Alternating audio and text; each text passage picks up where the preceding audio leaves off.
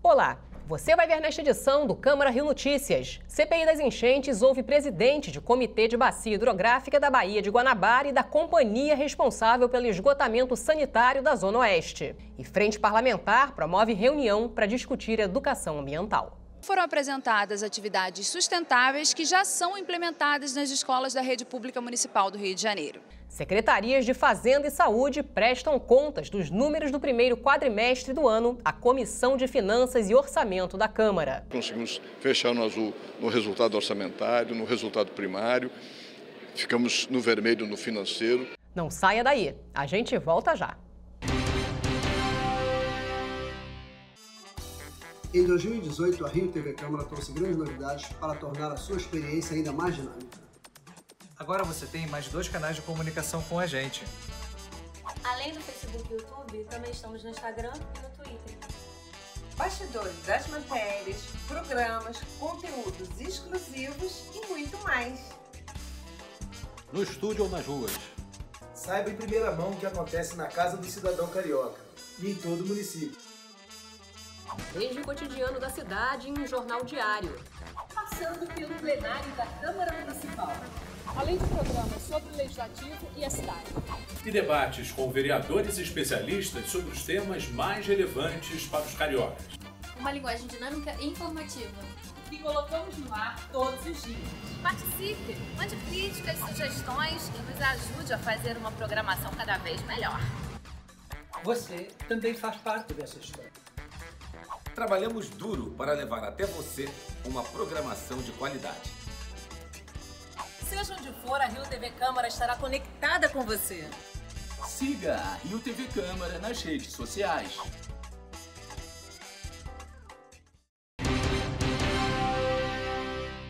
A gente começa esta edição do Câmara Rio Notícias falando sobre a CPI das enchentes, que realizou audiências pela manhã e à tarde. Foram ouvidos o presidente do Comitê de Bacia da região hidrográfica da Baía de Guanabara e o presidente da companhia responsável pelos serviços de esgotamento sanitário da Zona Oeste da cidade. Sessão dupla na CPI das enchentes. Pela manhã, os vereadores ouviram Simval Araújo de Andrade Filho, presidente da concessionária Zona Oeste Mais Saneamento. Ela atua na área de planejamento 5, que vai de Deodoro a Sepetiba. A empresa, que vai explorar os serviços até 2042, diz que já investiu 600 milhões de reais na região. Os vereadores Marcelino de Almeida e Zico, que não fazem parte da comissão, mas estiveram presentes na sessão, elogiaram o trabalho da concessionária.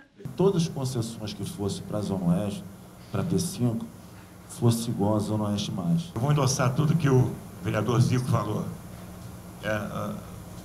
A companhia realmente presta um serviço muito bom e muito difícil. Por que isso? Porque essas comunidades, como o Zico falou, é complicada. Eles estão sempre atentos. Por exemplo, a pessoa faz uma casa, bota um tubo pequeno, liga 10, 20 casas no mesmo ramal, aí dá entupimento. Simval Andrade disse que precisa atualizar o planejamento com frequência, porque o esgoto só pode chegar em áreas formais. Por isso que no nosso contrato a gente tem o PPS, é o Plano de Prestação de Serviço, que a gente é obrigado a cada 4 anos colocar, porque realmente as coisas mudam, inclusive essa questão de habitação popular, né? Minha Casa Minha Vida, por exemplo. Quando uma Minha Casa Minha Vida começa a ir para uma determinada área, é uma modificação muito grande do que você tinha planejado. Essa questão de campinho que a gente está discutindo, mas a gente tem uma vantagem que é a seguinte: todo novo empreendimento, mas aí formal, a gente é obrigado a dar a DPE, que é a Declaração de Possibilidade de Esgotamento. O vereador Renato Cinco, relator da CPI das enchentes, criticou a empresa e disse que o serviço tem que chegar a todos. Eles usaram sofisma para tentar dizer que eles não fazem distinção entre a área formal e a área informal, né? Porque o contrato deles não faz essa distinção, faz a distinção entre a área urbanizada e a área não urbanizada. Por acaso, a área não urbanizada são as favelas. Então a gente precisa garantir, né, o saneamento básico, o esgoto, o esgotamento sanitário, o abastecimento de água de toda a cidade, para todos os moradores da cidade. Tarcísio Mota, presidente presidente da CPI reclamou da lentidão na aplicação do serviço. A previsão é de que só em 2042 haverá esgoto para 95% das áreas urbanizadas da Zona Oeste. Essa concessão tem problemas também porque há uma lentidão. Como é que a gente vai resolver isso? E como é que vai ter um planejamento efetivo com relação a isso? A Zona Oeste Mais, por exemplo, que é essa empresa, até hoje não participa da revisão do Plano Municipal de Saneamento Básico. Então é muito estranho que uma empresa que corresponda, que seja responsável pelo saneamento de 1.850.000 pessoas não esteja inserida no debate sobre o Plano Municipal de Saneamento Básico. À tarde foi a vez de Marcos Santana Lacerda, presidente do Comitê da Região da Bacia Hidrográfica da Baía de Guanabara. O trabalho do comitê, segundo a CPI, é fundamental para estruturar ações de combate às enchentes. O presidente do comitê revelou que cerca de 8 milhões de pessoas, metade da população do Rio, jogam resíduos na Bahia. Ele criticou a urbanização da capital, que está diretamente ligada às consequências dos temporais. Mas para Marcos Lacerda, a questão que mais preocupa é a falta de discussão sobre segurança hídrica no estado. Segundo ele, a água que abastece a cidade do Rio vem de São Paulo e não existe um plano B em caso de colapso. O Rio de Janeiro continuava lavando calçada com mangueira, sem saber que a água que estava chegando aqui vinha de São Paulo e que São Paulo estava pegando a água que estava jogando para o Rio pelo Paraíba do Sul para abastecer os seus reservatórios. Ou pelo menos parte, né, dos seus reservatórios. E aqui a gente estava sem informação e não sabia que aqui a gente já deveria estar entrando numa economia fortíssima. A CPI tem se mostrado, ela não é só uma comissão para tratar de um ou outro órgão da Prefeitura, vai ter que pensar a região metropolitana como um todo, vários órgãos da Prefeitura como um todo, a região metropolitana, e vai fazer recomendações também para órgãos estaduais, sem dúvida alguma. Na sessão plenária desta quinta-feira, os parlamentares aprovaram em segunda discussão o projeto de lei de autoria dos vereadores Raimon, Rosa Fernandes e Ítalo Ciba. O projeto de lei dispõe sobre a publicação na internet da lista de espera de ambulantes inscritos no Cadastro Único do Comércio Ambulante do município. Há muita confusão com as TUAPs, as taxas de utilização de área pública distribuídas pela Prefeitura. Há muita denúncia de que pessoas que não estão cadastradas recebem TUAP por benefício daqui e dali. Então, esse projeto é um projeto que busca transparência. Então, o que a gente quer? Que a Prefeitura coloque o cadastro, que é o CUCA, Cadastro Único do Comércio Ambulante, coloque ele de maneira transparente no seu site. Para que o camelô, que tem a inscrição número 10.735, ele saiba que o 11.000 não vai estar na frente dele. O projeto de lei de autoria do ex-vereador e atual deputado federal Ottoni de Paula foi bastante discutido aqui no plenário. O projeto prevê a implantação de casas-abrigo para vítimas de homofobia, transfobia e lesbofobia. Indicar à Prefeitura que estabeleça uma política de casas para abrigo para essa população é uma política pública acertada, uma política pública positiva, que esta Câmara pode apontar, inclusive, neste mês de agosto, que é o agosto lésbico, o agosto em que a gente consegue e percebe a visibilidade de uma parcela da população LGBT, para o qual este projeto de lei está direcionado. Não importa se a população é LGBT, se é hétero, se é branca, se é negra, se é indígena, se tem religião, se não tem. É um cidadão ou uma cidadã da cidade do Rio de Janeiro que paga seus impostos e que precisa de atendimento e de atenção. Ou esta casa vai votar para tratar desigualmente os cidadãos, ou vai entregar na mão do prefeito um problema para ele resolver. Para mim, eu não tenho constrangimento nenhum. Quero que o projeto vá para o painel e nós votaremos a favor. Criar outros abrigos para um grupo, uma parte da sociedade, é uma situação um pouco temerária. Não vai aqui a fala porque é vítima da transfobia, LGBTfobia. Porque se for assim, gente, nós aqui vamos ter que abrir e criar leis para que sejam fomentar abrigos para vítimas de outras questões. Esta casa sabe que não podemos ordenar despesas para o Executivo. E segundo, eu realmente votei para que não arquivássemos o projeto, porque entendo que essa discussão é ampla, tendo visto até mesmo que nós estamos aqui com vários vereadores utilizando dos microfones para fazer a sua defesa, e concordo piamente com o nobre vereador Alexandre Esquerdo, que nós não podemos dar privilégios a classe nenhuma. É verdade o que foi dito aqui pelo meu querido Fernando William, pela minha breve passagem ali na Secretaria Estadual de Direitos Humanos, onde o Rio Sem Homofobia, as denúncias recebidas eram constantes. O vereador Átila Nunes dividiu comigo esse trabalho, que era muito bonito, vereador. Era muito bonito, porque é o que acontece. Nós recebíamos lá na Secretaria, diariamente, jovens com 14, 15, 16 anos, em que no momento em que a sua sexualidade era flagrante, eram expulsos de casa, saíam de lá sem eira nem beira, sem ter para onde ir. Eram pessoas que se encaminhavam à secretaria absolutamente perdidos, sem saber qual seria o seu destino. E pior, tristes, porque você não espera ser expulso de casa pelo seu pai, sem conseguir entender o motivo. Porque são pessoas como eu e você, não conseguem entender o motivo da agressão. Nós temos que ter, sim, políticas públicas de proteção a todos os grupos vulneráveis. O projeto de lei não teve quórum de votação e retornará na pauta da próxima semana. E você vai ver no próximo bloco. Câmara discute projetos de educação ambiental nos bairros e escolas da rede municipal. Acompanhe as sessões plenárias da Câmara Municipal do Rio de Janeiro de terça a quinta-feira, de 2 às 6 horas da tarde. Aqui os vereadores usam a tribuna para falar de temas ligados à cidade e também apresentam, discutem e aprovam projetos de lei de interesse da população carioca. Não perca as notícias do Legislativo Municipal aqui na Rio TV Câmara.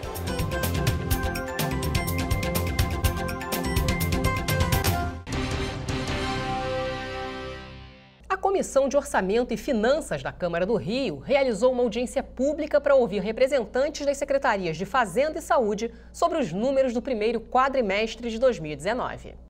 Durante a audiência pública, a presidente da Comissão de Orçamento e Finanças da Casa, a vereadora Rosa Fernandes, questionou o secretário de Fazenda, César Augusto Barbiero, sobre o pagamento dos servidores públicos, terceirizados e fornecedores até dezembro desse ano. Já o parlamentar Paulo Pinheiro pediu esclarecimentos sobre a arrecadação prevista pela secretaria até o final de 2019. O senhor acha que teremos condições de arrecadar 13 bilhões até o final do ano? Essa pergunta eu queria fazer reforçando o seu pensamento positivo de que estamos no caminho certo. Abrimos várias frentes para equalizar nossas finanças. Se tudo der certo, o mundo ideal. Como nem tudo dá certo, a gente vai trabalhando conforme as possibilidades. Parece que agora vai dar certo porque há uma negociação firme no sentido do BNDES apoiar mais estados e municípios.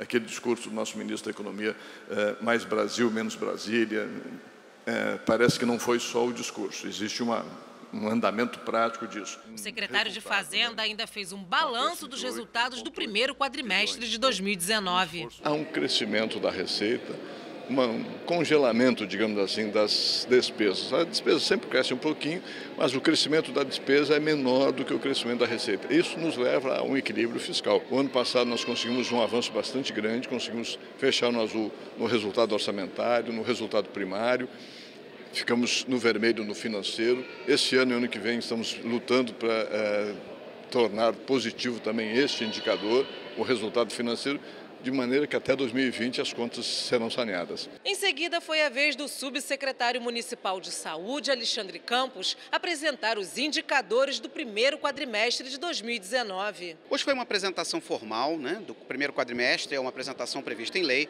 Nós tivemos uma evolução hoje no modelo, que é apresentar indicadores qualitativos, tentar discutir com os vereadores a forma como os processos e as consultas dão de resultado.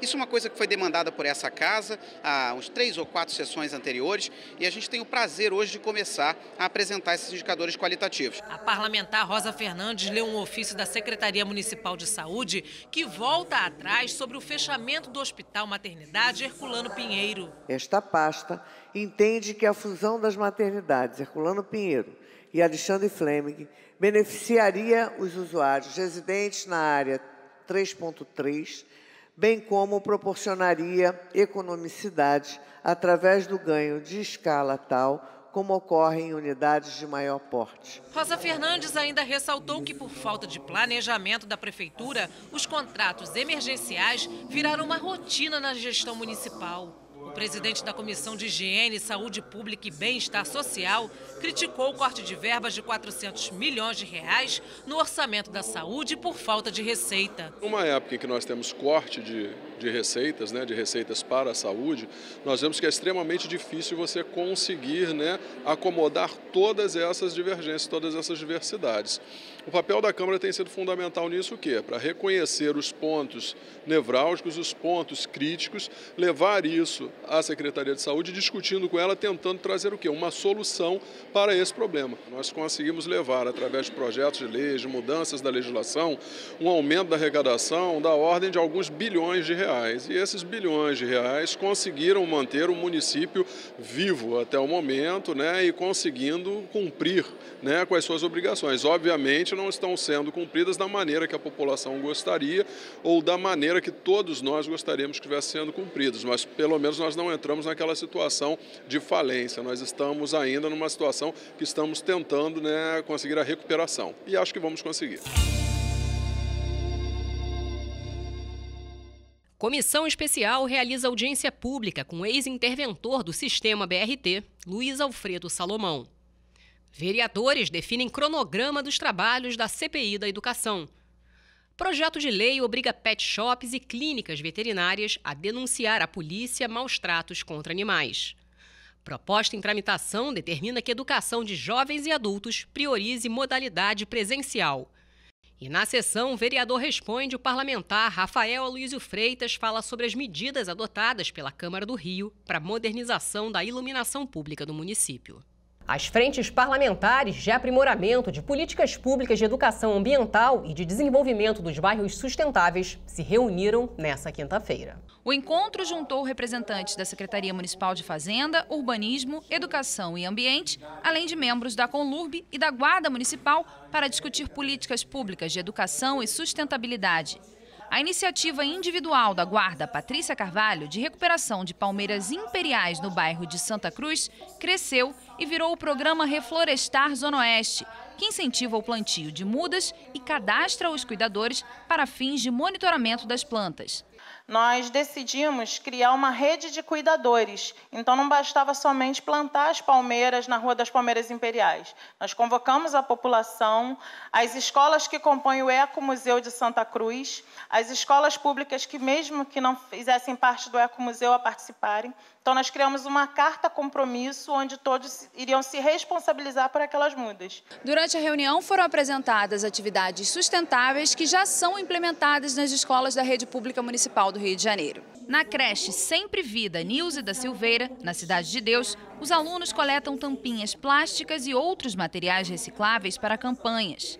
Os trabalhinhos também são feitos com objetos reaproveitáveis, bem como os instrumentos musicais e até as roupas das apresentações festivas.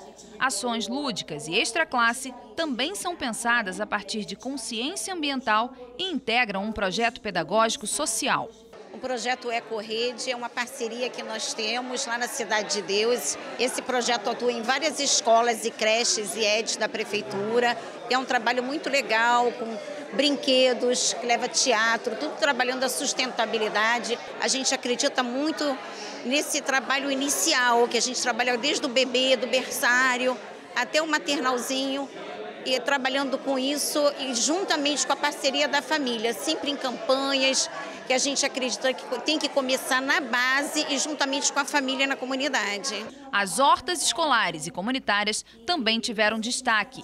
A Organização das Nações Unidas recomenda o cultivo como ferramenta e metodologia de educação ambiental e alimentar. Nós vimos aqui que escolas que estão situadas em áreas de conflito, elas não são agredidas, até porque aqueles que são marginais, que estão fora, portanto, da lei, eles respeitam esse trabalho, percebem que os seus filhos, que lá tem filhos também dos marginais, que eles estão ali integrados e o respeito à escola é muito grande. Não agridem a escola, muito pelo trabalho pedagógico e também por esse voltado para a questão ambiental. Por incrível que pareça, mas é uma realidade, nós temos que tratar a questão da criminalidade com essas ações preventivas. Como vimos aqui na nossa frente parlamentar, nas creches, nos EDIs, as crianças praticando isso, a socialização dificilmente vai permitir que elas se tornem pessoas desviadas para a conduta irregular. E o Câmara Rio Notícias fica por aqui. Obrigada pela companhia. Amanhã a gente se vê.